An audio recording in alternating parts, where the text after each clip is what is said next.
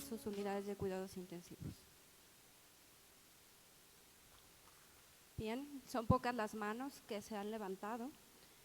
Comentarles que de parte del colegio no existe conflicto de interés en la realización del presente documento y me gustaría platicarles que la sedación inhalada llegó a nuestro país un par de meses antes del inicio de la pandemia. Fue cuando se autorizó la utilización de este dispositivo de conservación anestésica y nos permitió empezar a utilizarlo en el país. Incluso varios hospitales de la Ciudad de México, como el General de México, lo está utilizando y lo utilizó durante la pandemia para la realización de sedación en el paciente COVID. Y bueno, este documento de posicionamiento lo pueden ver ya en la página de Medicrit, de la página de la revista de Medicina Crítica. Y fue realizado con base a la revisión de la bibliografía en las diferentes bases que conocemos. Se realizó una reunión de expertos, tanto médicos anestesiólogos como intensivistas, y con base a esta revisión se realizó la publicación del documento con base a la evidencia.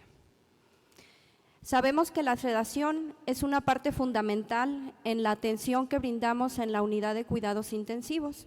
Aproximadamente el 85% de nuestros pacientes requieren sedación y la utilización de agentes volátiles como es el isoflorano, el sevoflurano, ya tiene más de 150 años. Si se fijan en la pantalla vemos la utilización de uno de ellos como inició el cloroformo, ¿sí? Esto tiene ya 150 años en la práctica médica. Va a ser muy importante que como intensivistas empecemos a comprender diversas partes de la farmacocinética de los sedantes inhalados, en donde podemos ver que un concepto muy importante es los coeficientes de partición, en donde como ven el coeficiente de partición sangre-gas del desflorano es mucho más pequeño, 0.5, pero como bien comentaba el doctor Saki, su punto de ebullición es alrededor de los 25.6 grados centígrados, por lo cual en este dispositivo de conservación anestésica no es posible utilizarlo y el resto de sedantes inhalados tienen un coeficiente de una temperatura de ebullición de aproximadamente 50 grados. Es así que el coeficiente de partición, mientras más pequeño sea, quiere decir que el medicamento va a empezar a actuar de manera más rápida, pero de igual forma se va a eliminar de manera más rápida, siendo el que tiene un inicio de acción más corto y de eliminación el desflorane, posteriormente el sevoflurane y en último lugar el isoflurane. Como bien nos dijo el doctor Peter Saki, en Europa tiene aproximadamente 20 años utilizándose la sedación inhalada. Los primeros estudios datan de 1992. Sin embargo, en nuestro país pues es una terapia nueva que va llegando y que esperemos en un futuro muy próximo todos podamos tener en nuestras unidades de cuidados intensivos. Es así que a través de este dispositivo de conservación anestésica podemos llevar la sedación inhalada a nuestras unidades de cuidados intensivos. Ya nos presentó el doctor cómo es este dispositivo, es un pequeño dispositivo que se coloca donde está la Y del paciente. Si se fijan, se coloca en esta parte de aquí y aquí podemos ver el circuito cerrado de aspiración. Debe de mantener un ángulo de 45 grados y este filtro se coloca en la rama expiratoria, lo que permite reabsorber ese 10% que no recircula en el equipo, sino se va directamente hacia la parte expiratoria y esto evita que sobrepase el nivel de concentración para evitar que el personal tenga algún efecto. Si se fijan, el dispositivo de conservación anestésica, el equipo de humidificación debe de estar apagado porque ya tiene como un filtro de humidificación incluido. Podemos colocar capnógrafo, podemos colocar el nebulizador con pies en T y de este lado podemos ver la utilización de circuitos cerrados. Y el segundo tipo de colocación que está descrito es en la rama inspiratoria en aquellos pacientes con SIRA donde queremos disminuir el espacio muerto. Cabe señalar que el espacio muerto que da este equipo es muy pequeño, son 50 mililitros, por lo cual en realidad se ha visto que no tiene una afectación. Si se fijan, este dispositivo por dentro lo que hace es que tiene este filtro, el vaporizador, y aquí es donde recircula el 90% del sedante. Aquí tenemos el puerto de medición de gas que va al monitor, en donde podemos mantener una adecuada concentración del sedante inhalado. Y aquí está colocado hacia el paciente y el suministro de gases se hace directamente a través de una jeringa que va conectada a esta parte y hace la perfusión continua. De tal manera que aquí este dispositivo tiene una eficiencia de reflexión, es decir, la recirculación del 90%, y el medicamento, si se fijan, únicamente el 10% es la parte que va hacia el filtro que les mostraba en la rama expiratoria. Indicaciones de la sedación inhalada que podemos encontrar en el documento: pacientes postcirugía cardíaca, posparo cardíaco, que es para la evaluación del estado neurológico, pacientes con estatus epiléptico, estatus asmático, pacientes de difícil sedación o que no responden o que han requerido sedantes intravenosos durante largo tiempo o que tienen un alto riesgo de delirio, está indicada la utilización de la sedación inhalada. Importante comentarles que tiene muchas ventajas con respecto a los sedantes intravenosos: un menor tiempo de despertar, menor tiempo de recuperación y por lo tanto tiempos de extubación más corto. Y como ya nos mencionó el doctor Peter Saki, nos ayuda a ahorrar opioides. Como podemos ver en diferentes metaanálisis, favorece la utilización de sedantes inhalados para tiempos de despertar cortos en los pacientes, menos de 80 minutos en comparación con los sedantes intravenosos. Asimismo, tiempos de extubación más cortos, alrededor casi de 200 minutos menos. Y de igual manera vemos que tiene un efecto ahorrador de opioides en comparación tanto con propofol como con midazolam. Esta sedación inhalada, como les platicaba, existen ya muchos estudios a nivel internacional, incluso por ahí el doctor Neil Ferguson ya tiene algoritmos publicados de la utilización de sedación inhalada en pacientes COVID. Sin embargo, en México también se empezó a utilizar durante la pandemia. El dispositivo de conservación anestésica, incluso a través de su compañía, empezaron a hacer donaciones y esto ayudó a que en México se introdujera de manera más rápida. Recordar muchos de los efectos que ya nos platicó el doctor Peter Saki sobre efectos antiinflamatorios, efecto de broncodilatación que ayudaba también al manejo de los pacientes, asimismo la vasodilatación de lechos vasculares y la fácil disminución del efecto sedante, lo que permitía extubaciones más oportunas. Importante señalar que la sedación inhalada es una excelente opción en el caso de SIRA y los pacientes incluso cuando requieren ECMO. ¿Por qué? Porque bueno, existe la posibilidad de mantener un adecuado nivel de sedación con menor incidencia de delirio, menor requerimiento de opioides y establece una concentración efectiva en sangre a pesar de que existe la presencia de SIRA a nivel pulmonar. Tiene una adecuada capacidad de broncodilatación y cardioprotección.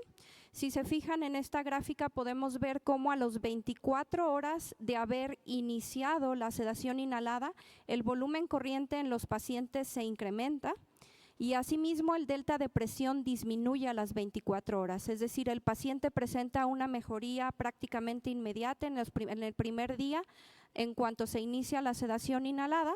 Existe una compensación hemodinámica con disminución de la frecuencia cardíaca y existe a las 24 horas ya un menor consumo de opioides. Nos mencionaba el doctor Saki también acerca de la evaluación neurológica en pacientes posparada cardíaca.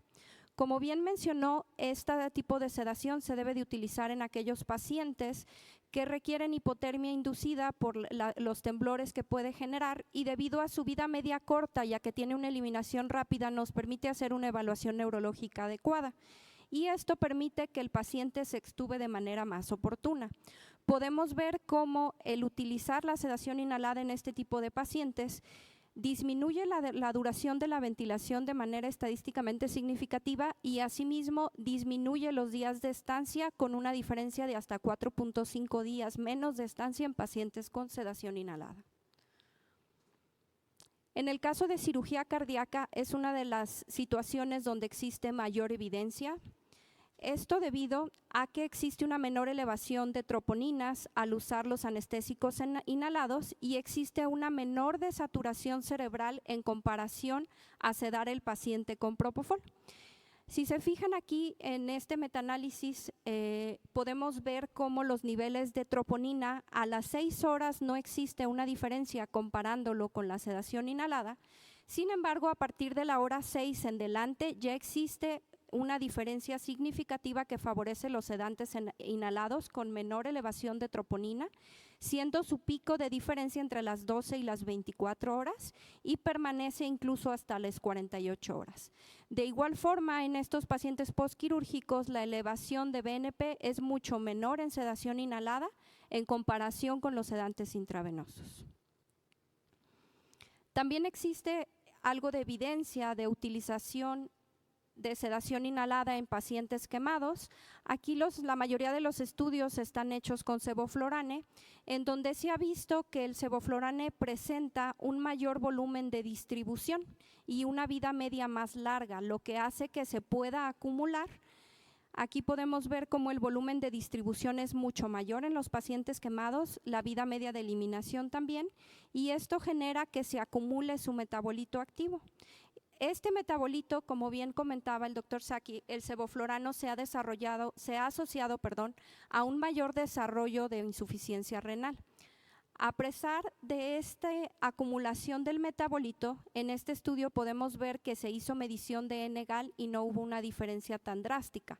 Sin embargo, en México, que es el medicamento que tenemos mayormente disponible en nuestros quirófanos y unidades de cuidados intensivos, hay que estar vigilando, si se utiliza sevoflurane, la presencia de la función renal para descartar la presencia de insuficiencia renal asociada, aunque como les menciono es poco frecuente.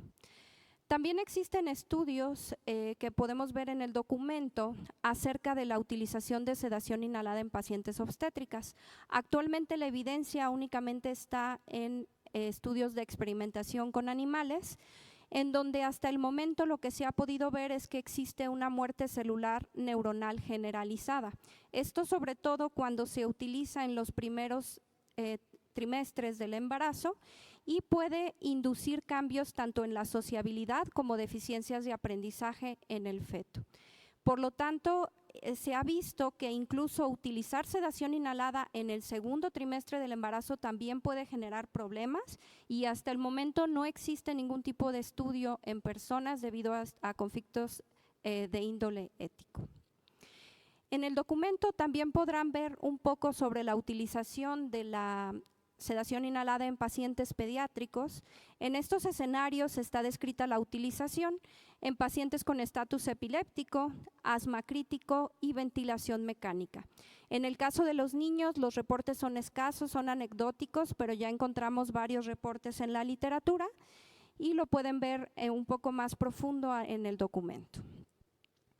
Importante mencionarles con respecto a la seguridad de la sedación inhalada, porque muchos pueden decir, bueno, ¿qué pasa? ¿No me voy a intoxicar yo? Este 10% que está saliendo a través de la válvula expiratoria, ¿qué es lo que puede suceder? Existen diferentes estudios en donde vemos que la cantidad de partículas por millón que se expelen a través de esta porción expiratoria es mucho menor a las 2 partículas por millón permitidas, incluso es alrededor de 0.3, entonces no existe un riesgo. Importante señalar que la sedación inhalada tiene diferentes efectos fisiológicos, como es la modulación de la inflamación. Vemos que disminuye interleucinas, tanto interleucina 1, 6, factor de necrosis tumoral alfa. A nivel pulmonar, reduce la capacidad funcional residual, pero tiene un efecto broncodilatador importante que ya hemos mencionado en varias ocasiones, por lo cual hay una respuesta impresionante en el manejo de la hipercapnia y la hipoxemia. A nivel cardíaco, barre radicales libres, es esto lo que se asocia a la disminución en los niveles de troponina, y a nivel neurológico nos disminuye la tasa de oxígeno cerebral. Por eso es que se puede utilizar en pacientes posparo para la evaluación neurológica. Sin embargo, hay que tener mucho cuidado. ¿Por qué? Porque genera una vasodilatación cerebral y esto puede generar un incremento de la PIC. También en cuanto a la seguridad, podemos ver que a nivel renal se dice que tiene un efecto protector, sobre todo con isoflurane, porque lo que hace es atenúa la presencia de necrosis tubular aguda y disminuye los efectos nefrotóxicos generados por la liberación de citocinas. Está descrita la utilización de isoflurano en aquellos pacientes con falla hepática y con falla renal, también es el de elección en pacientes postcirugía cardíaca. Y como les mencionaba, la exposición del gas por esta reinhalación es menor a 2 partículas por millón. La incidencia del delirio es mucho menor, hasta en un 22%, como veíamos en los estudios.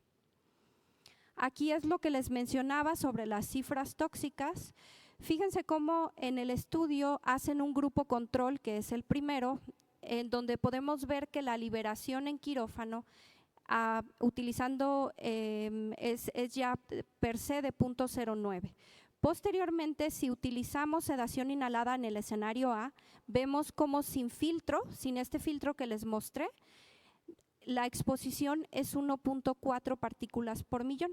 Utilizando un sistema de extracción de gases, se libera el 0.25 partículas y con el filtro se libera 0.3. Si se fijan, está muy por debajo del nivel tóxico, por lo cual no existe un riesgo. Contraindicaciones de la sedación inhalada que hemos ido mencionando a lo largo de la plática: la hipertensión intracraneal, pacientes con fuga aérea significativa, hipersensibilidad a los agentes inhalados o el antecedente de hipertermia maligna. Y recuerden que con sevoflurana tenemos que vigilar la función renal. Es así que este documento genera este algoritmo como propuesta, en donde ¿cuánto tiempo podemos utilizar la sedación inhalada? Sabemos que se puede utilizar por periodos cortos, menos de 24 horas. Sin embargo, se describe como sedación inhalada prolongada aquella en la que se utiliza por más de 24 horas. Estudios mencionan utilización inhalada con sevoflurane en aproximadamente más de 24 horas hasta 5 o 6 días, y ya hay estudios publicados de España en donde han llegado a utilizar en el contexto de la pandemia de COVID isoflurano hasta por 15 días. Entonces, este se va titulando la velocidad de infusión, puede ir hasta 7 mililitros por hora, incluso un poco más, y se pueden administrar bolos para producir una mayor sedación en el paciente en el caso de que se agite o haya alguna indicación. Quisiera presentarles de manera corta este caso clínico de una paciente que tuvimos en mi hospital. Es una paciente femenina de 27 años de edad. La indicación de utilizar sedación inhalada en este caso fue la presencia de estatus asmático.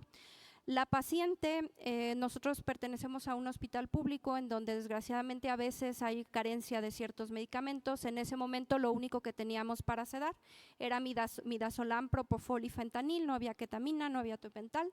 La paciente, a pesar del manejo que se le dio, presentaba esta gasometría, ¿sí? Si se fijan las curvas de ventilación, pues con niveles no tan buenos, una acidosis respiratoria severa, y a pesar de darle manejo con beta-agonistas, anticolinérgicos, sulfato de magnesio, esteroide y todo lo que pudimos, la paciente no rompía broncoespasmo. Tuvimos la oportunidad de con ella iniciar sedación inhalada, y al momento de iniciar la sedación inhalada, aproximadamente 10 a 15 minutos después, esta fue su gasometría, la paciente empezó a abrir, ya no era audible casi el broncoespasmo, y si se fijan hay una corrección de la acidosis respiratoria, a pesar de que persiste con un PCO2 de 51, ya su pH se encuentra en rangos más normales y la paciente evolucionó favorablemente. Fueron 48 horas de sedación lo que estuvo con sedación inhalada. A las 48 horas se cerró la sedación, despertó de manera inmediata, estuvo las primeras 2 horas con dexmedetomidina y fue extubada, y a los 3 días fue dada de alta a piso.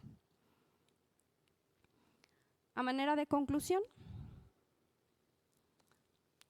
la sedación inhalada es una técnica novedosa en el paciente crítico, sobre todo en el contexto de nuestro país. Apenas es una técnica que va a llegar con nosotros, esperemos pronto la puedan tener todos en sus hospitales. Tiene un uso creciente con resultados prometedores. Vimos ya cómo tiene tiempos de despertar cortos, extubaciones cortas y mayor estabilidad hemodinámica en comparación con los sedantes intravenosos. Puede utilizarse en pacientes que requieran volúmenes tidales pequeños, como es la utilización en casos pacientes con SIRA o que requieren ECMO. Asimismo, tiene muchísimos efectos fisiológicos protectores como la inmunomodulación y la cardioprotección, y son pocas las contraindicaciones, dentro de las cuales yo señalaría la hipertensión intracraneal y la hipertermia maligna. Requiere una capacitación, sin embargo, esta es breve y pues es una terapia prometedora que va a brindar una adecuada sedación en el manejo del paciente crítico. Por mi parte es todo, no me queda más que agradecerles. Y pues en espera de que puedan leer el documento, recuerden que es por parte del Colegio de Medicina Crítica, que se hizo en conjunto con varios intensivistas, tanto del colegio como anestesiólogos invitados, y pues les agradezco nuevamente su atención.